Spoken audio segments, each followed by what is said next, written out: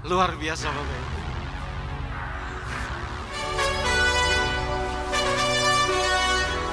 Mitra-mitra sinergi seluruh Indonesia, apa kabar? Di sebelah kiri saya yang lagi gelap-gelapan, apa kabar? Seorang untuk meraih sukses harus menampakkan semangat yang luar biasa. Sebelah kanan saya, apa kabar?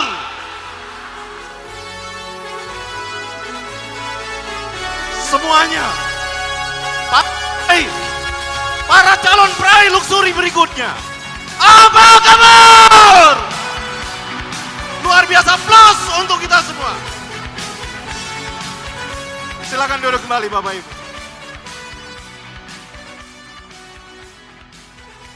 Luar biasa. Bismillahirrahmanirrahim. Assalamualaikum warahmatullahi wabarakatuh. Bapak Ibu semuanya, tentunya Bapak Ibu hadir ke sini pengen menyaksikan.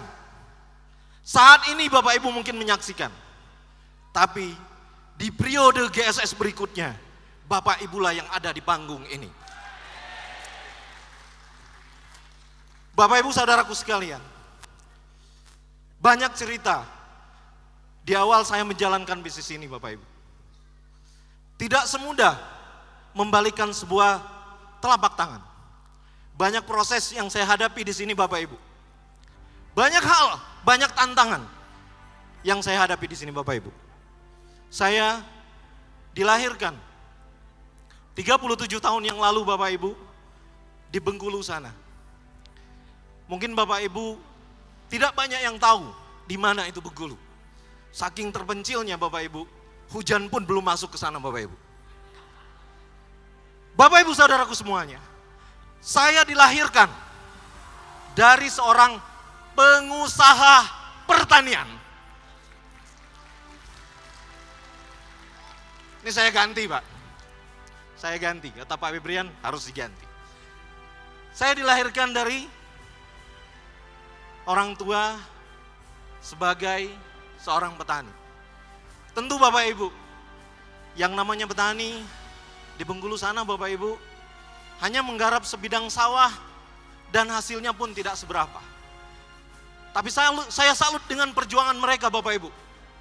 Saya bangga dengan perjuangan mereka.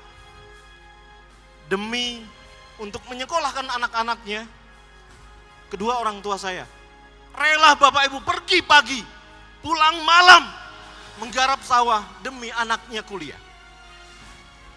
Tentu Bapak Ibu, harapan yang besar, harapan yang sangat besar dari kedua orang tua saya, untuk saya sebagai anak sulung, untuk saya sebagai anak yang paling tua Bapak Ibu. Bapak Ibu saudaraku sekalian, kenapa saya begitu dahsyat, begitu bersemangat menjalankan ini? Karena mereka. Inilah Bapak Ibu, rumah saya. Mereka rela Bapak Ibu orang tua saya tidak memperbaiki rumahnya bocor demi untuk menyekolahkan anak-anaknya. Bapak Ibu saudaraku sekalian, perjuangan ini Bapak Ibu yang orang tua saya lakukan bertahun-tahun. Bapak Ibu, terus terang, mungkin Bapak Ibu melihat gubuk saya ini. Rubuk yang reot sudah mau rubuh. Orang tua saya berharap dari kuliah saya akan menjadi seorang pegawai negeri sipil di Bengkulu sana Bapak Ibu. Karena terus terang Bapak Ibu, di Bengkulu sana orang tua dengan anaknya menjadi PNS, mereka bangganya luar biasa. Mereka merasa mereka sudah sukses atas segalanya. Dari situ Bapak Ibu, saya pun sama. Di awal-awal kuliah, saya pun berharap Bapak Ibu, saya nanti akan menjadi seorang pegawai pemerintahan. Saya nanti akan mengabdi kepada negara. Akan tetapi Bapak Ibu, cerita lain, cerita berbeda pada saat di akhir kuliah saya. Ada seorang teman saya Bapak Ibu, menyodorkan sebuah buku. Dan sebuah buku ini yang merubah pola pikir saya. Saya yakin Bapak Ibu tahu semua buku itu. Apa bukunya? Bukunya adalah Cash Flow Quadrant, karangan Robert Kiyosaki. Ini adalah buku sakti Bapak Ibu. Ya, saya sarankan kepada Bapak Ibu, jangan baca buku ini Pak. Kalau Bapak Ibu ya hanya pengen jadi pegawai biasa. Tapi jika Bapak Ibu ingin menjadi pengusaha, pebisnis, investor, orang yang sukses, bacalah Pak buku ini. Ini akan merubah pola pikir kita Bapak Ibu. Dari situlah Bapak Ibu, di akhir kuliah saya mulai menjalankan usaha. Saya mulai belajar untuk usaha. Saya mulai belajar untuk bisnis, mengembangkan bisnis Bapak Ibu. Luar biasa Bapak Ibu. Di awal-awal menjalankan bisnis, langsung Bapak Ibu gagal. Langsung gagal Pak. Tapi di situ saya tidak putus asa Bapak Ibu. Saya terus berjuang. Terus sehingga saya menerima ijazah kuliah saya Bapak Ibu. Dan saya katakan kepada ijazah kuliah saya, mohon maaf ijazah, tempatmu hanya di laci saja. Saya akan jadi pengusaha. Bapak Ibu saudaraku sekalian, dari situ Pak, saya mencoba lagi berbagai macam usaha. Dan alhamdulillah Bapak Ibu, di tahun 2006 akhir Bapak Ibu, saya dikenalkan dengan sebuah produk, sebuah bisnis yang luar biasa. Dan di situ mengantarkan saya kepada kesuksesan pertama saya dengan penghasilan 2-3 juta per hari. 2007 sampai dengan 2010 Bapak Ibu. 2010 saya tergoda dengan investasi-investasi di luar sana. Saya mengambil beberapa investasi di luar sana yang ditawarkan oleh orang-orang yang tentunya belum saya kenal baik. Apa yang terjadi Bapak Ibu? Seluruh yang saya dapatkan dari bisnis tadi Bapak Ibu, dari 2006 sampai dengan 2010, ludes tidak bersisa. Bahkan menyisakan hutang. Terus terang Bapak Ibu, jikalau ada di luar sana kepada Bapak Ibu 10 orang yang menawarkan investasi kepada Bapak Ibu, dan investasi itu Bapak Ibu tidak kenal perusahaannya di mana, legalitasnya di mana Pak Bu. Dari 10 orang tersebut, 9 orangnya adalah penipu. Satu lagi siapa Pak? Satu lagi adalah orang yang baru belajar nipu Bapak Ibu. Jadi Bapak Ibu akan tertipu dengan itu. Banyak Pak bisnis di luar sana yang baru-baru ini muncul ya, dengan skema investasi yang namanya memelas, tidak lama hilang Bapak Ibu. Jadi jangan sampai cukup saya yang menjadi korbannya beberapa tahun yang lalu Bapak Ibu. Dari situ Bapak Ibu, terus terang, ujian demi ujian datang kepada saya. Bertubi-tubi Bapak Ibu, tidak karuan. Di 2011, alhamdulillah Bapak Ibu, anak pertama saya lahir. Dan pada saat saya dalam keadaan terpuruk, dalam saat saya dalam keadaan bangkrut, dokter memvonis anak pertama saya ada kelainan jantung.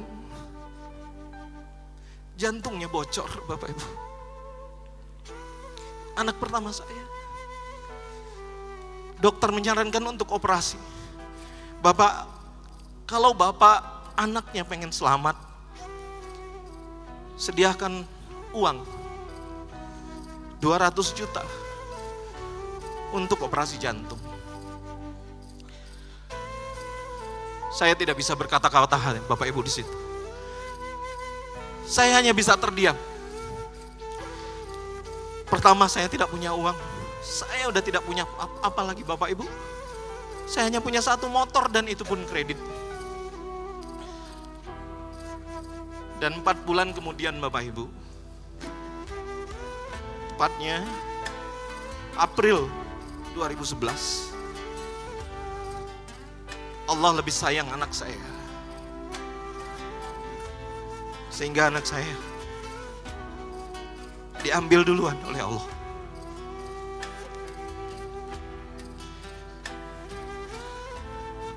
Bak tersambar petir di siang bolong Bapak Ibu. Sudah keadaan ekonomi yang terpuruk, ditambah lagi anak pertama yang Allah ambil duluan. Lumayan butuh waktu yang lama Bapak Ibu untuk saya mengembalikan mental saya. Saya hanya berdiam di rumah Bapak Ibu waktu itu, nggak kemana-mana. Berdiam di kontrakan saya dengan istri saya. Saya hanya menghibur istri saya agar istri saya tetap bersemangat.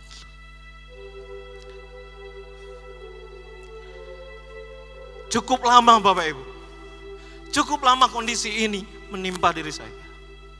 1 tahun kemudian baru saya memberanikan diri untuk ketemu lagi dengan teman-teman, untuk berani keluar, bergaul lagi dengan teman-teman, memulai lagi usaha.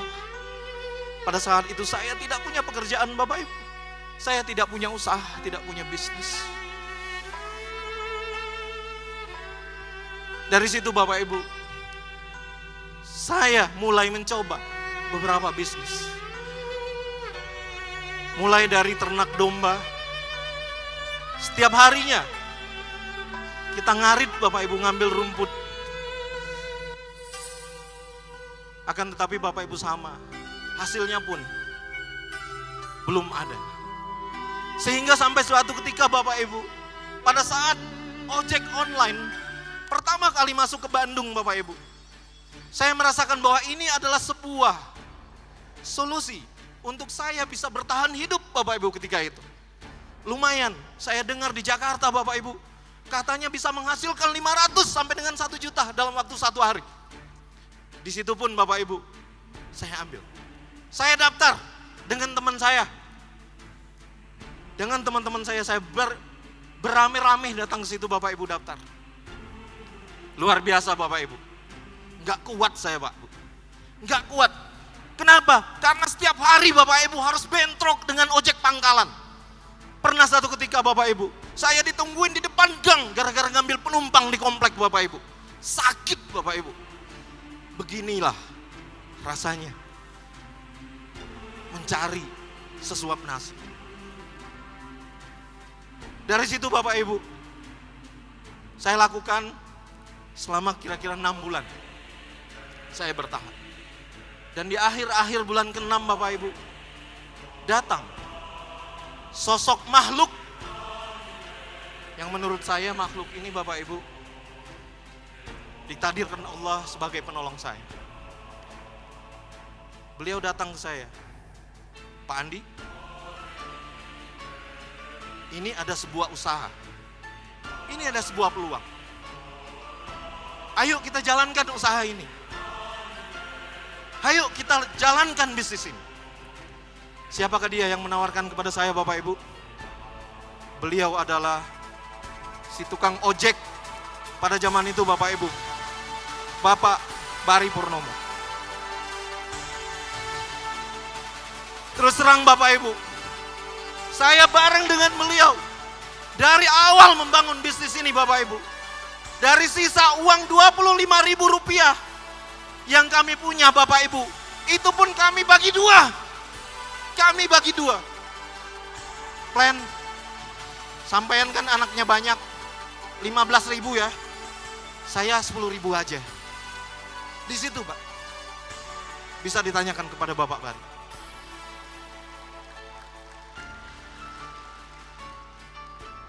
Dan pada saat Bapak Bari menawarkan kepada saya bisnis ini Pak, saya pun melihat, menatap muka Pak Bari. Coba lihat Pak, yang sisi kirinya. Kira-kira Bapak Ibu percaya nggak kalau ada orang yang sosoknya begitu Bapak Ibu, ya, nawarin bisnis miliaran. Pak Andi, ini bisnis potensinya miliaran Mbak. Dahsyat ini bisnis. Gitu dia bilang Mbak. Ya, saya menatap wajah Pak Bari. Yang benar ini. Benar. Terus, ya udah ayo kita datang ke seminarnya. Beliau bilang gitu Pak. Datang kami Pak. Datang ke seminarnya Pak, di seminar kan dijelaskan bla bla bla bla bla. Selesai Pak. Saya langsung bilang ke Pak Bari, Pak Bari, hari ini saya gabung Pak. Pak Bari pun menyambut dengan semangatnya. Siap, oke.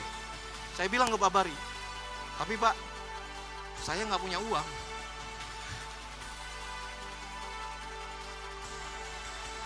Boleh nggak? Pak Bari pinjemin dulu saya uang. Pak Bari langsung semangat Pak. Karena melihat kan yang ditawarin ini kan sarjana beneran gitu kan. Yang ditawarinnya kan, ini kali aja dia ngelihat, wah ini orang potensi gitu kan. Ya, Pak Bari pinjemin dulu saya uang. Siap. Pak Bari dengan lantang mengatakan, bro, tapi saya hanya punya 300.000 bro. Gitu Pak dibilangnya. Pak Bari bilang demikian. Sisanya kamu cari lagi lah di luar sana. Oke lah, saya ambil Pak. Saya ambil dan di situ Pak, saya mulai terdaftar menjadi mitra PT BES.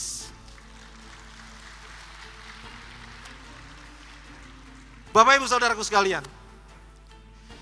hari demi hari saya lalui dengan Pak Bari Pak.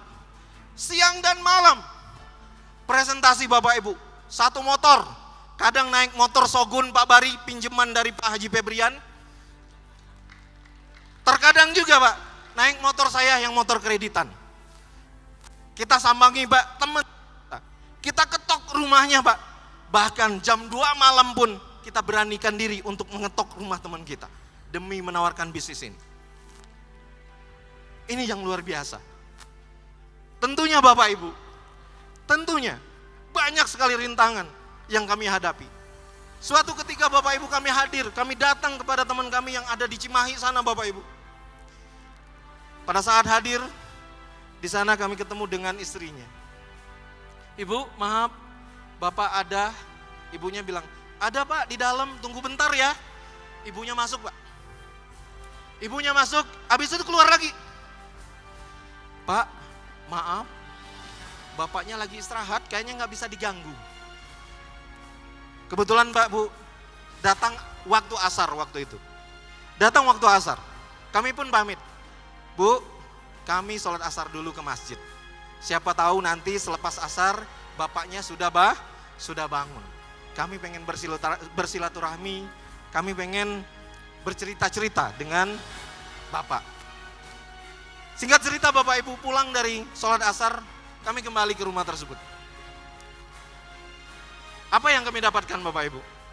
Ibunya langsung bilang pada saat kami sampai, mohon maaf Bapak, Bapak Bari, Bapak Andi, kayaknya bapaknya mau istirahat dulu, jadi tidak bisa diganggu untuk hari ini. Luar biasanya Pak. Hati saya langsung berkata, ya Allah, beginilah perjuangan. Saya saat itu terus terang Bapak Ibu, belum kebayang Bapak Ibu bakal naik Pajero. Belum kebayang. Saya menatap wajah Pak Bari.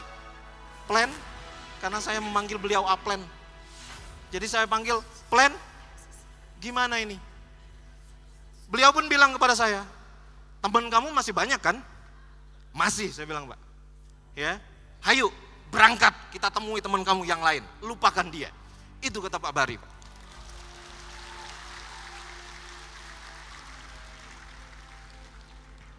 Satu demi satu Bapak Ibu, satu demi satu kami temui. Dan alhamdulillah Bapak Ibu, mulai menemukan partner-partner bisnis yang mau diajak bekerja sama. Karena apa waktu itu Bapak Ibu?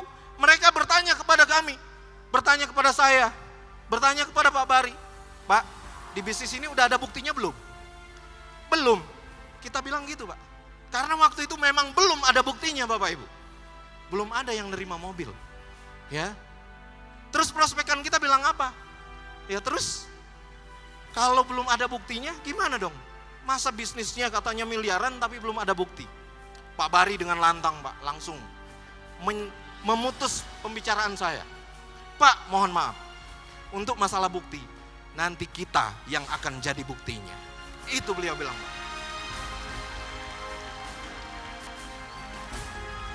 Di situ terus terang Bapak Ibu, saya terdiam. Ya Allah, benarkan apa yang dikatakan Pak Bari. Saya hanya bisa bilang begitu Bapak Ibu. Saya yang bisa bilang itu. Dan alhamdulillah Bapak Ibu, di situ ketemu partner-partner bisnis.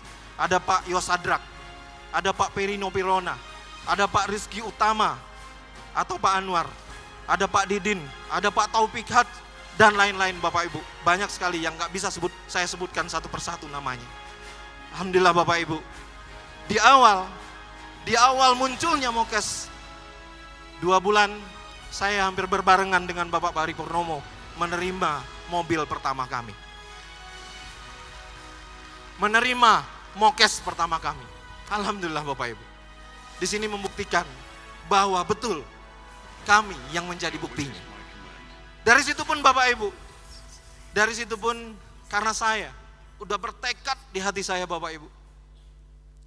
Mokes pertama saya persembahkan untuk kedua orang tua saya untuk daftar haji.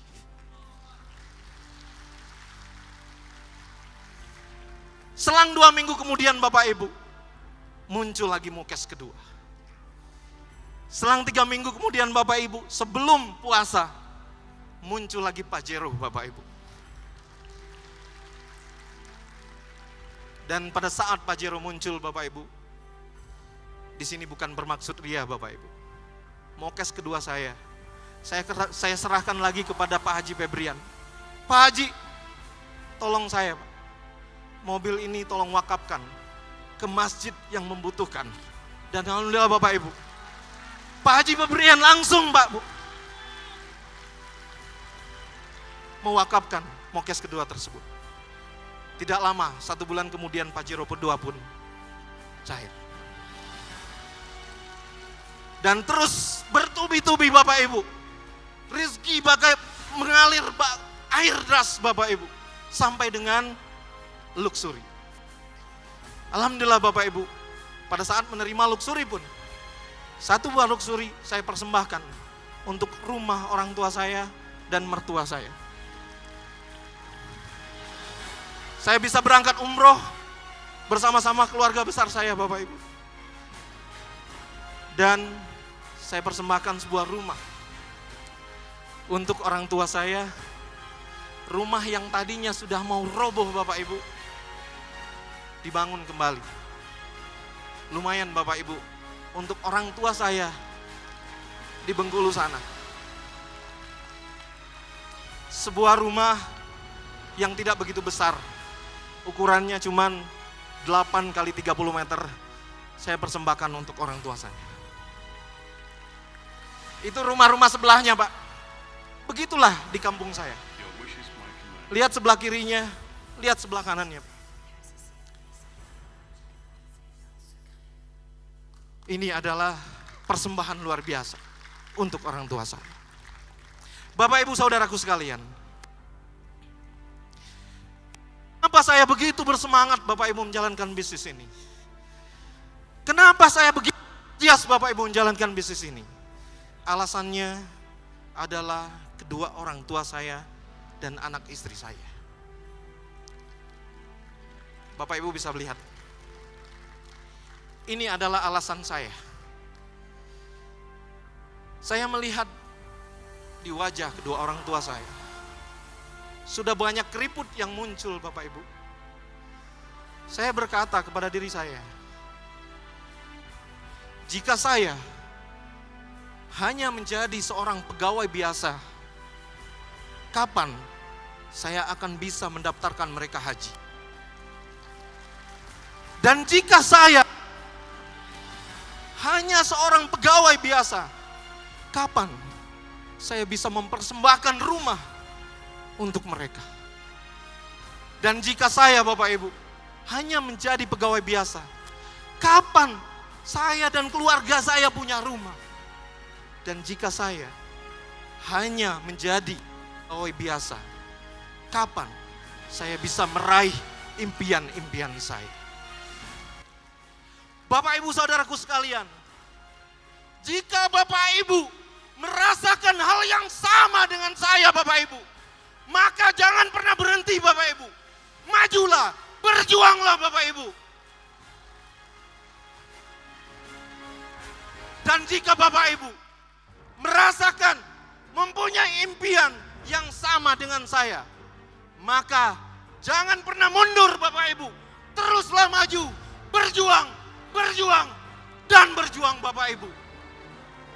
Bapak Ibu Saudaraku sekalian, menangisnya nanti saja Bapak Ibu. Nanti saja menangisnya. Tidak usah menangis pada saat Bapak Ibu ditolak. Tidak usah menangis Bapak Ibu. Menangisnya nanti saja Bapak Ibu. Menangisnya di sini Bapak Ibu. Di panggung ini Bapak Ibu. Di panggung ini. Pada saat Bapak Ibu menjadi seorang pemenang. Bapak Ibu Saudara sekalian, untuk sukses kita pegang dua hal saja. Pertama semangat, yang kedua istiqomah. Dengan istiqomah Bapak Ibu akan mengantarkan Bapak Ibu pada tujuan. Dan dengan semangat akan menentukan seberapa cepat Bapak Ibu mencapai mokes luxury Bapak Ibu. Bapak Ibu Saudaraku sekalian,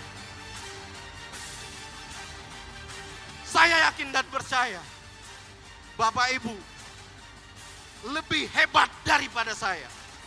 Saya yakin dan percaya Bapak Ibu lebih sempurna daripada saya. Dan saya yakin Bapak Ibu lebih dahsyat daripada saya. Mari Bapak Ibu berjuang demi keluarga, berjuang demi orang-orang yang kita cintai. Terus berjuang, berjuang, berjuang. Dan akhirnya panggung ini memiliki milik Anda sebagai pemenangnya. Saya Andi Alita Putra. Sampai jumpa di puncak kesuksesan. Wassalamualaikum warahmatullahi wabarakatuh. Luar biasa. Bapak Andi Alita Putra. Semangat dan istiqomah hanya dua untuk menjadi seperti beliau. Beliau berpelukan dengan sejarahnya beliau.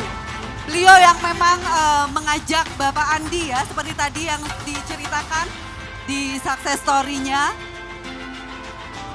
Luar biasa. Saya jadi terharu banget ya. Sangat inspiratif sekali.